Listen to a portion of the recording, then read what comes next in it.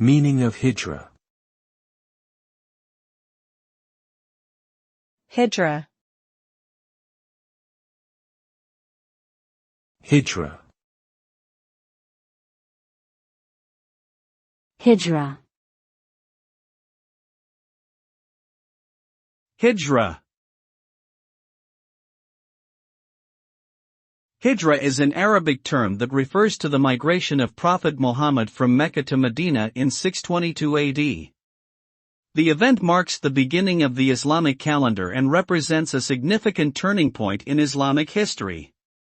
The Hijra was a pivotal moment that allowed the Islamic community to establish itself as a separate entity, develop its own identity and ultimately expand its influence across the Arabian Peninsula and beyond.